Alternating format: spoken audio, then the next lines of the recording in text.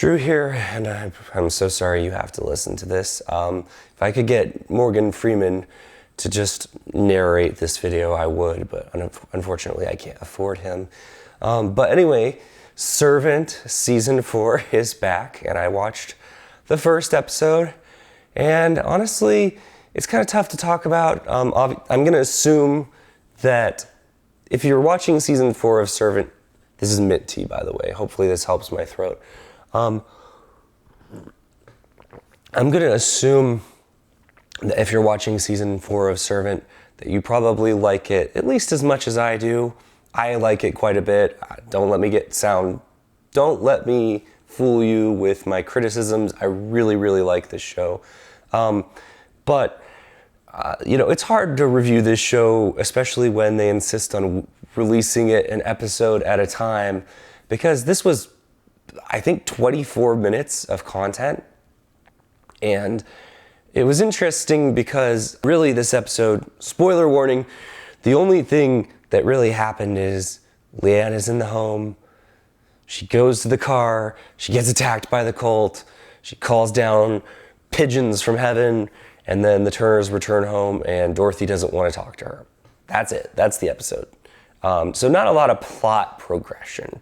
The only thing we really learn, and this isn't really something, I wouldn't say this is a big deal, is that the cult is getting more and more desperate because they're acting out so openly. We need to be smarter than this. But other than that, the episode really, it feels like a lot happens because they kind of went for the jugular in terms of, oh my goodness, the cult is going after her. This show is way more overt than covert at this point. It used to be, that you would see so many things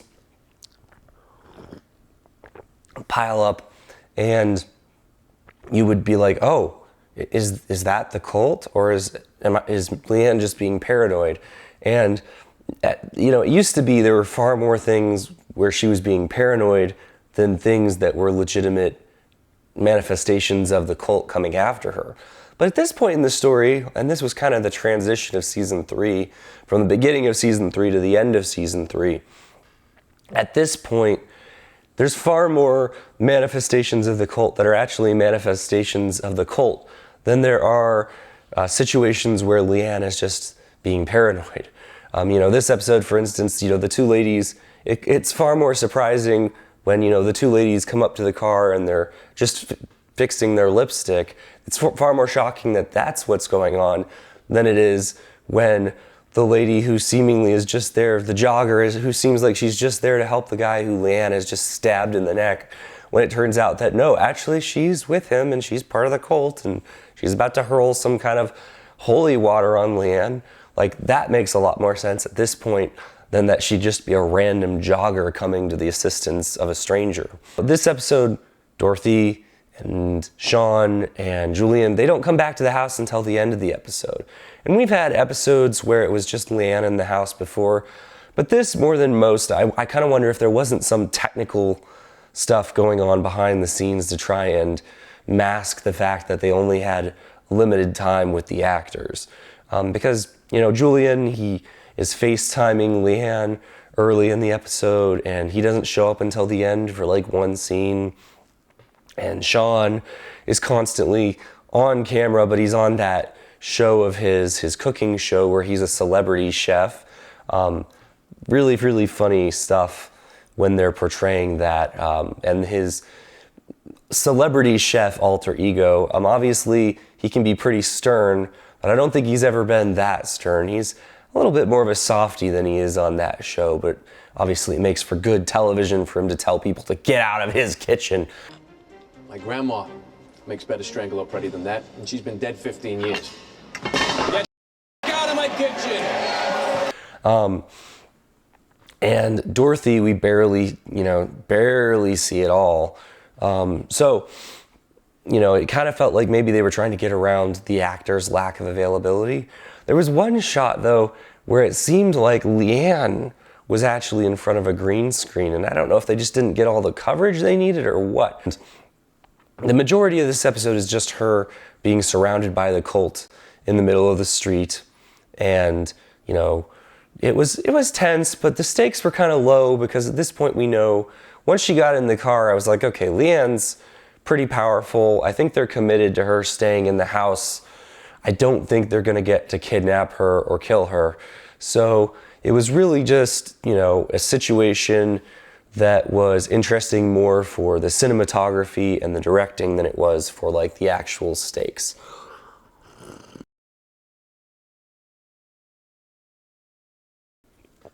They've made Leanne so powerful at this point that it really comes down to how are the Turners going to break free from her grip. I feel like that's the main issue at stake. And in an episode where the Turners weren't really involved too much, where it's just her versus the cult, you know, the stakes aren't that high because I think we all knew that she could get out of this situation. And we weren't exactly sure how, but it wasn't all that surprising when they went Duke's ex Pigeon, because we know at this point that Leanne is extremely powerful. But still, some very, very tense moments. There were a couple wonky moments this episode, directing-wise, though. You know, the way that they use cameras these days with digital trickery, pet peeve of mine, I like when camera movement makes sense with a physical, real camera.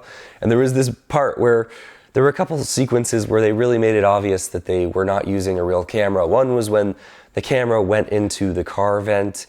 And to me, and not everyone's gonna get bothered by this, but to me it really kind of took me out of the moment that the camera's going inside the vent of the car. I mean, what's up with that? And there was another moment where the camera is pulling back from Leanne while she's trapped inside the car, and it comes through the glass windshield of the car, and it kind of ripples. The glass kind of ripples, and then it comes out on the other side, and it was just distracting because, you know, glass doesn't ripple. It's a physical glass windshield. So I don't know how they could have gotten around it. I'm not imaginative enough to come up with a better way to do that, but maybe just don't have the camera come through the car windshield if you can't do it in a way that feels logical and doesn't feel distracting. So there was a lot of, you know, great moments though this episode as Leanne, you know, is stuck in the car and as the cult closes in. But like I said, it was more, you know, it feels like a lot is happening, but from a plot perspective, we didn't really learn anything new because we already knew that the cult wants Leanne back. We already knew that they're getting desperate. And basically you could have cut everything between the moment when Leanne stuck the cake in the oven to the end of the episode when the Turner family finally brings Dorothy home. And, you know, from a plot perspective, not that much would have been lost. It was basically just a tense situation for about 18 minutes of this episode. I was kind of surprised that they went for the jugular so quickly, like that, oh my goodness, there's already someone in the house. And if I was Leanne from right now till the end of the show, and I get, you know, that she has magical powers and all that, but like, I would really, really consider packing. I really would. I would really consider always having a gun on me, you know, just in case. Because, you know, there might not always be a vase handy to bash someone with. So last thing, you know, people are all theorizing, like, is there going to be some big last minute twist with this show? And I really kind of hope not, because I feel like it'll just end up feeling like the last episode of Lost if they do that. I feel like anything that takes away from the reality of the situations that we watch throughout the show is going to make this show less interesting if you ever wanted to rewatch it. It'll probably leave like a little bit of a negative aftertaste. But, you know, I could see it happening because this is an M. Night Shyamalan show, and what is M. Night Shyamalan without his twists? Let me know your theories about what such a twist could be. Are they all dead? I don't know. They could be. Anyway, sorry it's been such a long time. It's not your fault. It's not your fault. It's not your fault. But if you enjoyed this video and if you want to see my upcoming reviews of Servant, I'm going to try to do weekly reviews of this series and others. Please consider subscribing to the channel. And as always, thanks for watching.